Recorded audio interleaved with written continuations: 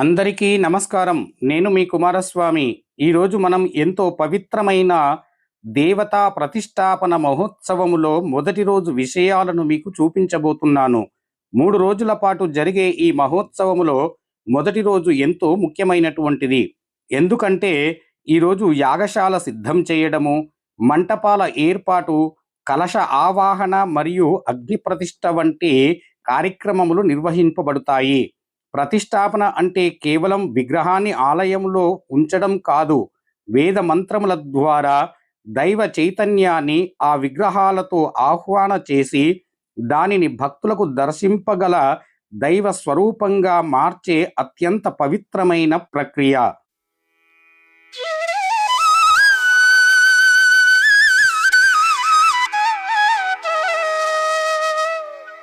ఈరోజు ఉదయాన్నే మొదటిగా యాగశాలలో వివిధ మంటపాలను సిద్ధం చేశాం. అందులో సర్వతోభద్ర మండలం ఒకటి.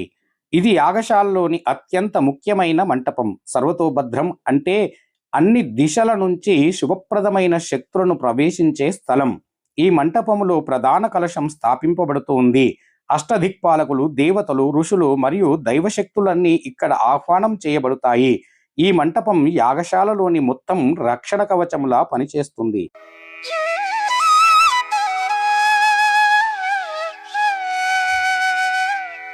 రెండవ మంటపము నవగ్రహ మంటపం.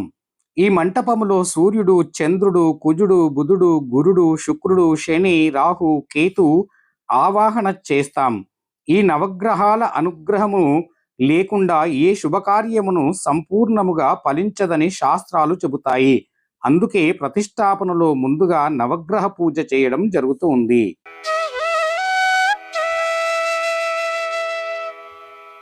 మంటపములో మూడవ మంటపము వాస్తు మంటపం.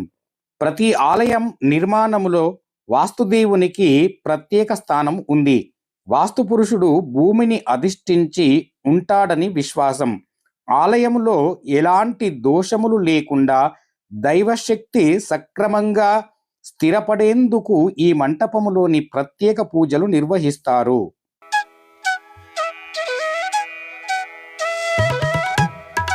మంటపంలో 4వ మంటపము యోగిని మంటపము. అష్టయోగినీలు మరియు సౌషష్ఠి యోగినీలను దేవీ శక్తి ప్రతిరూపాలు. వీరి యాగాన్ని రక్షిస్తూ ఎలాంటి అశుభ శక్తులను యాగశాలలో ప్రవేశించకుండా కాపాడుతారని పురాణాలు చెబుతాయి. యోగిని అంటే హిందూ మతంలో శక్తివంతమైన స్త్రీ దేవతలు. వారిని ప్రధానంగా మహాదేవి అని పిలుస్తారు మరియు తాంత్రిక మరియు శాస్త్ర సాంప్రదాయాలలో పాల్గొంటారు. అంతేకాకుండా వారి తరచుగా శక్తిని పిలువబడే దైవిక శక్తి స్త్రీ యొక్క వ్యక్తీకరణగా పరిగణింపబడతాయి.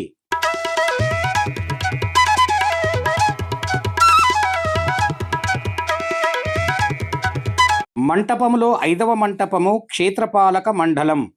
ఈ ప్రతి క్షేత్రానికి ఒక క్షేత్రపాలక దేవత ఉంటుంది. ఆలయ పరిసర ప్రాంతాలను రక్షిస్తూ అక్కడ జరిగే ఆధ్యాత్మిక కార్యక్రమాలను విజయవంతంగా పూర్తి అవ్వడానికి క్షేత్రపాలకుడి అనుగ్రహము అత్యంత అవసరం.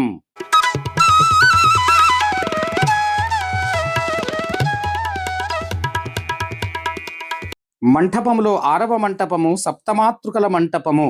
బ్రహ్మిణి, మాహేశ్వరి, కౌమారి, వైష్ణవి, వారాహి, ఇంద్రాణి, చాముండి అని 7 దేవతలను సప్తమాతృకలు అంటారు. వీరిని మనం చాటలో జగత్రక్షణ శక్తి ప్రతిష్టాపనలో శక్తితత్వాన్ని ఆహ్వానము చేయడానికి వీరిని పూజ ఎంతో ముఖ్యమైనది.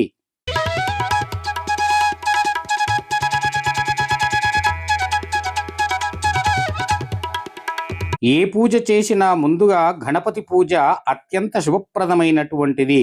ప్రతి శుభకార్యమునకు ముందుగా విఘ్నేశ్వరుని కొలిచే గణపతి పూజను ఆరాధిస్తాం. శుక్లాం భరధరం విష్ణుం శశివర్ణం చతుర్భుజం ప్రసన్నవదనం ధ్యాయేత్ సర్వ విఘ్నోపశాంతే అంటూ మంత్రోపచారణలచే గణపతిని పూజిస్తారు.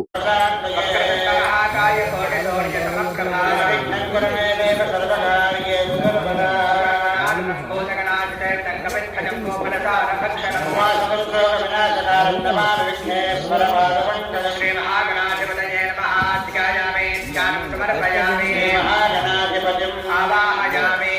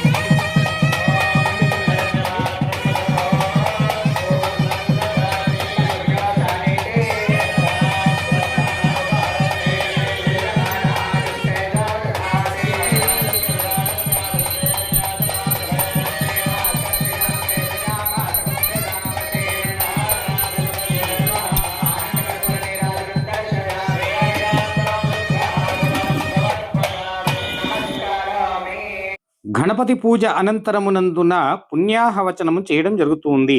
పవిత్ర జలాలతో ప్రాంగణాన్ని పాల్గొనేటటువంటి భక్తులను మరియు యాగశాలను శుద్ధి చేసే ప్రక్రియ.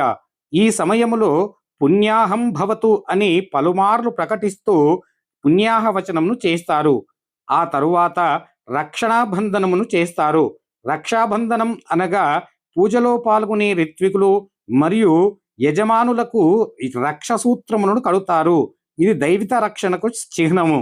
దీక్షాధారణ పూజలు నిర్వహించేవారు నియమనిష్టములను పాటిస్తూ కార్యక్రమములు పూర్తి అయ్యే వరకు ఒక సంకల్పాన్ని తీసుకుంటారు.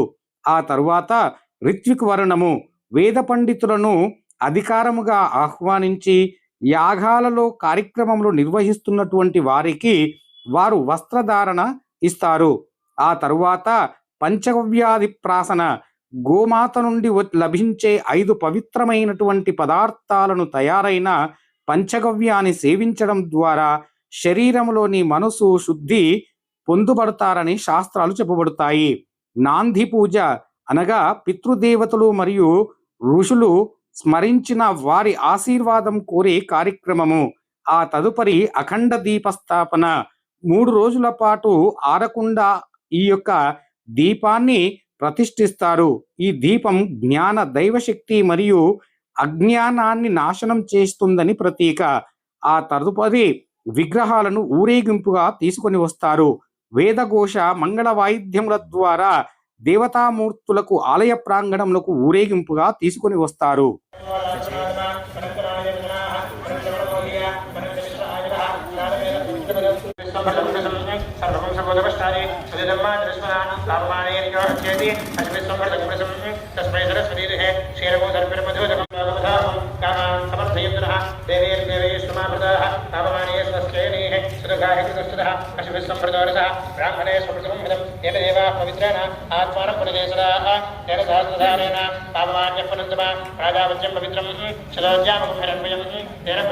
తదుపరి అంకురారోపణ ధాన్యములను నాటే కార్యక్రమాన్ని అంకురారోపణ అని అంటారు. ఇది సృష్టి సంపద మరియు శుభ ఫలితములకు సంకేతము. ప్రధాన కలశము ఆహ్వానము సప్తమాతృకల నవదేవత యోగులను వాస్తుదేవత క్షేత్రపాలకుడు దేవతలను మరియు సర్వతోభద్రమండల దేవతలను కలశములను ఆహ్వానిస్తూ ఈ పూజను నిర్వహిస్తారు.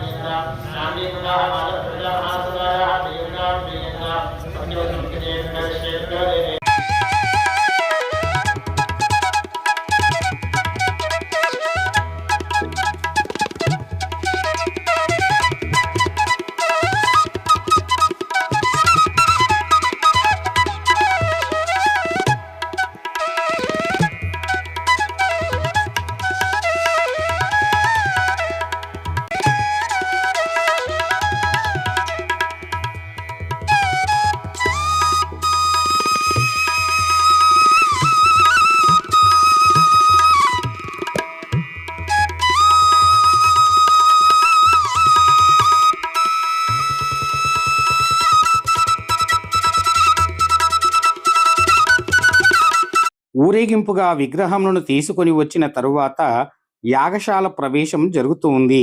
యాగశాల అత్యంత ముఖ్యమైన కార్యక్రమములలో అగ్నిదేవునిని దేవతలకు నైవేద్యమును అర్పించే దూతగా భావిస్తారు. అందువలన అగ్నిమంత్రముల చేత ఆహ్వానమును చేసి యాగకుండలిలో ప్రతిష్ఠిస్తారు. హోమం అంటే అగ్నిదేవునికి సమర్పించే ప్రతి పదార్థములను వివిధ దేవతలకు సమర్పించే యొక్క క్రతువు. ఈ యొక్క క్రతువులో అగ్నిలో వేసేటటువంటి ప్రతి పదార్థములను భగవంతునికి చేరవేసేలా ఆ హోమములను నిర్వహిస్తారు.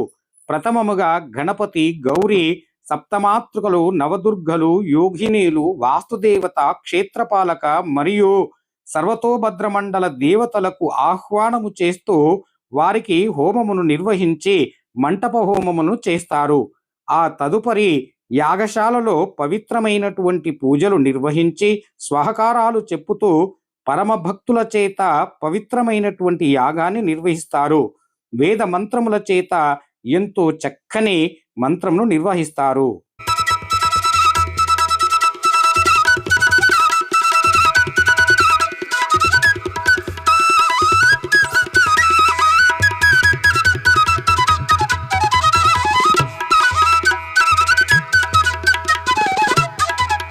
ఎందుకంటే అగ్ని ప్రతిష్టాపన చేసేటప్పుడు ధనుర్వత్ని పక్కనే ఉన్నాం.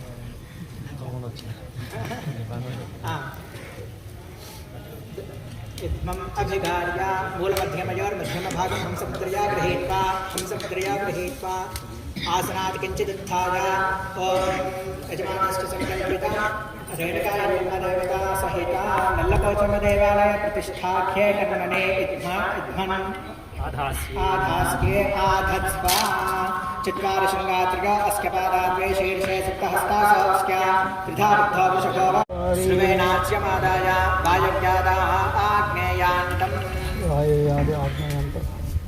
प्रजापतय इदं नैऋत्यादि ईशानान्तम् इन्द्रायेदम् एकं द्वे त्रीणि चत्वारि కూర్చోండి उत्तरार्धपूर्वार्धे जुहोति उत्तरार्धपूर्वार्धे जुहोति अग्नये स्वाहा अग्नयेदं नमः एकं द्वे त्रीणि चत्वारि ओम गणानान्वा गणपतिगुं हवामहे कविं कवीनामुपमिश्रवस्तमं ज्येष्ठराजं ब्रह्मणां ब्रह्मणस्पति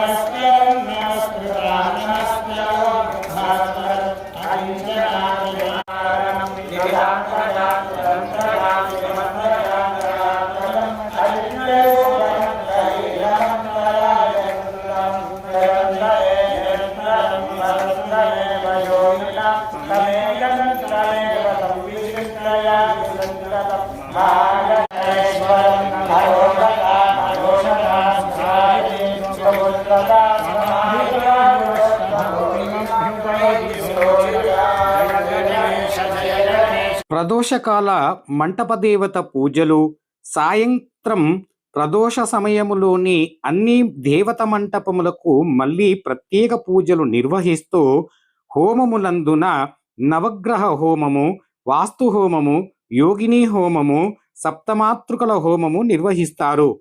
హోమం తర్వాత మంత్రశక్తి మరియు బలపడుతుందని ఆగమ శాస్త్రాలు చెప్పబడతాయి. మహాస్నాపనం అనగా విగ్రహముల మూర్తులకు పాలు, పెరుగు, తేనె, నెయ్యి, కొబ్బరి నీరు, పసుపు, గంధము మొదలైనటువంటి పవిత్ర ద్రవ్యముల చేత అభిషేకిస్తారు. క్షీరాదివాసం దేవతామూర్తులను పాలల్లో ఉంచడం ద్వారా చల్లదనం, పవిత్రమైనటువంటి మరియు శక్తివంతమైన ఆవాహన జరుగుతుందని నమ్ముతారు. ఆ తదుపరి జలాదివాసము, పవిత్ర జలాలతో దేవతామూర్తులను ఆదివాసం చేయడం ద్వారా దైవ చైతన్యము మరింత స్థిరపడుతుందని నమ్మకం. ఈ విధంగా ప్రతిష్టాపన మహోత్సవం మొదటి రోజు ఎంతో వైభవంగా వేదమంత్రముల నడుమ పూర్తి అయినది. పవిత్ర కార్యాన్ని దర్శించుకోవడం కూడా పుణ్యకరం అనిపిస్తుంది అని శాస్త్రాలు చెబుతాయి. నా వీడియో నచ్చినట్టయితే ఒక లైక్ చేయండి, షేర్ చేయండి, సబ్స్క్రైబ్ చేసుకోండి. ఇలాంటి వీడియోలు మీకోసమై ఇంకా ఎన్నో తీసుకొని వస్తాను. తరువాతి రోజును కూడా చూపిస్తాను.